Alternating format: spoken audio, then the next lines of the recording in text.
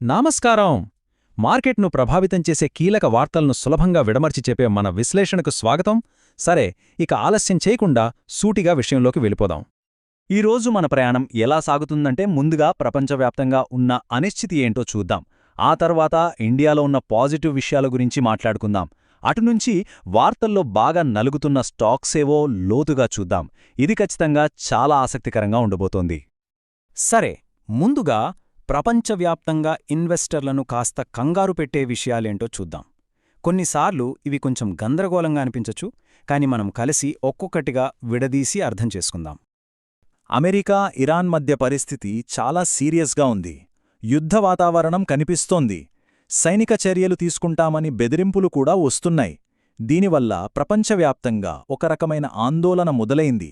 ఇది మన చమురు ధరల మీద, గ్లోబల్ ట్రేడ్ మీద గట్టి ప్రభావమే చూపిస్తుంది.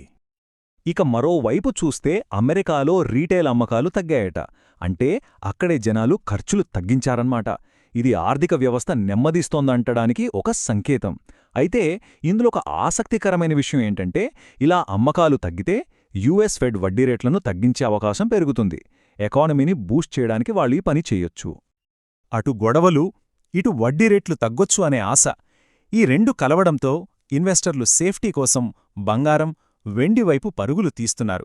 అందుకే వాటి ధరలు పెరుగుతున్నాయి. కాని మార్కెట్ను కదిలించేది ఇదొక్కటే కాడు. ఇప్పుడు మరో కొత్త రకం శక్తి ఎలా రంగంలోకి దిగిందో చూద్దాం. ఈ గొడవలన్నీ పక్కన పెడితే ఆర్టిఫిషియల్ ఇంటెలిజెన్స్ అంటే ఏఐ ఒక పెద్ద తుఫానులా దూసుకొస్తోంది. ఇది ఒక రకంగా చూస్తే అద్భుతం, మరో రకంగా చూస్తే భయంకరం కూడా. ఈ మధ్యే ఫైనాన్షియల్ అడ్వైజర్ల కోసం ఒక కొత్త ఏఐ టూల్ వచ్చింది.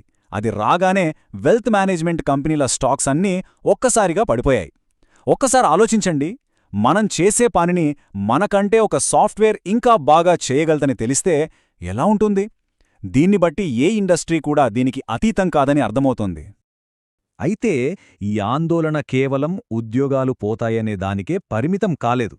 అసలు ఏఐ మన కంట్రోల్లో ఉంటుందా? దాని సేఫ్టీ ఏంటి అనే పెద్ద ప్రశ్నలు తలెత్తుతున్నాయి. ఉదాహరణకి, ఏఐని తప్పుడు సమాచారం వ్యాప్తి చేయడానికి వాడితే, లేదా ఆయుధాలను కంట్రోల్ చేయడానికి వాడితే పరిస్థితేంటి? ఈ మాట అన్నది ఎవరో కాదు, ఒక పెద్ద ఏఐ కంపెనీలో సేఫ్టీ విభాగానికి హెడ్గా ఉన్న వ్యక్తి. కంపెనీలు కేవలం లాభాల కోసం, పోటీ కోసం భద్రతా నియమాలను గాలి కొదిలేస్తున్నారని, ఇది మానవాళికే ప్రమాదమని చెప్తూ ఆయన తన ఉద్యోగానికి రాజీనామా చేశారు. ఇది చాలా సీరియస్ విషయం. టెక్ ప్రపంచంలో దీనిపై పెద్ద చర్చ జరుగుతోంది. ప్రపంచమంతా ఇంత గందరగోళంలో ఉంటే మరి మన ఇండియా పరిస్థితి ఏంటి? అదృష్టవశాత్తు ఇక్కడ కథ కాస్త ఆశాజనకంగానే ఉంది. ఈ మార్పుని చూస్తే మనకు ఎంత పాజిటివ్ వాతావరణముందో అర్థమవుతుంది. ఇండియా యుఎస్ ట్రేడ్ డీల్లో ఒకే ఒక పదం మార్చారు, కానీ అది చాలా పెద్ద మార్పు. ఇంతకుముందు కమిట్మెంట్ అనే పదం ఉండేది, అంటే మనం ఖచ్చితంగా కొని తీరాలి. ఇప్పుడు దాన్ని ఇంటెంట్ అని మార్చారు, అంటే కొనాలనే ఉద్దేశం ఉంది అంతే.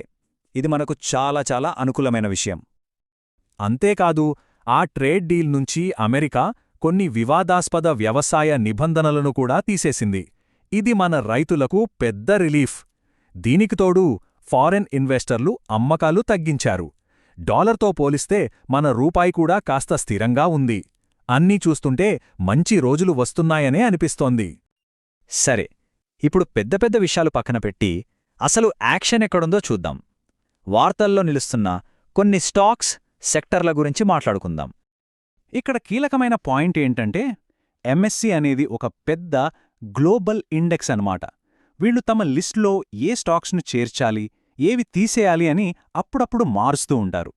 రాబోయే మార్పుల్లో ఆదిత్య బిర్లా క్యాపిటల్, ఎల్&డి ఫైనాన్స్ లాంటి స్టాక్స్లోకి భారీగా డబ్బులు వచ్చే అవకాశముంది.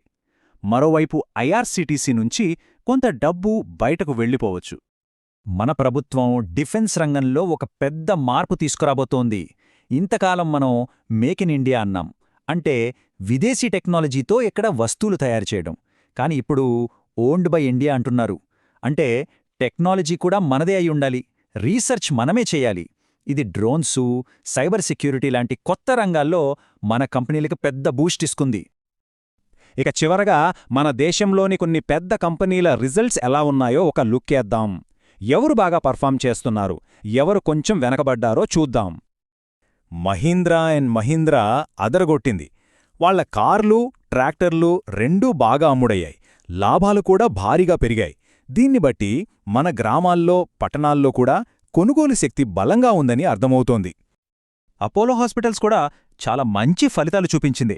లాభాలు బాగా పెరిగాయి. అలాగే ప్రతి పేషెంట్ మీదే వచ్చే ఆదాయం కూడా పెరిగింది. హెల్త్ కేర్ సెక్టర్ ఎప్పుడూ ఒక సేఫ్ బెట్ అనిపిస్తుంది కదా. ఐషర్ మోటార్స్ వల్ల రాయల్ ఎన్ఫీల్డ్ అమ్మకాల్లో సరికొత్త రికార్డ్ సృష్టించింది. ఇది వాళ్ల లాభాలను బాగా పెంచింది. దీన్ని బట్టి వాళ్ల బ్రాండ్కి ఎంత క్రేజుందో స్పష్టంగా తెలుస్తోంది. ఇక టైటాన్ విషయానికొస్తే వాళ్ల నంబర్స్ చూడ్డానికి అద్భుతంగా ఉన్నాయి. లాభాలు బాగా పెరిగాయి.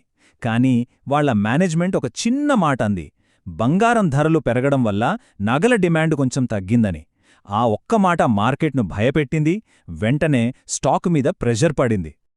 ఇదంతా చూశాక మన ముందుకొక పెద్ద ప్రశ్న మిగిలింది. ప్రపంచవ్యాప్తంగా యుద్ధభయాలు, టెక్నాలజీ మార్పుల్లాంటి ఎన్నో రిస్కులున్నప్పుడు కేవలం మన దేశీయంగా బలంగా ఉన్న కంపెనీల మీద దృష్టి పెట్టడమే ఒక ఇన్వెస్టర్కు సురక్షితమైన మార్గమా? దీని గురించి ఆలోచించాలి. ఈ విశ్లేషణ నుంచి మనం తెలుసుకోవాల్సిన ముఖ్య విషయం కూడా ఇదే.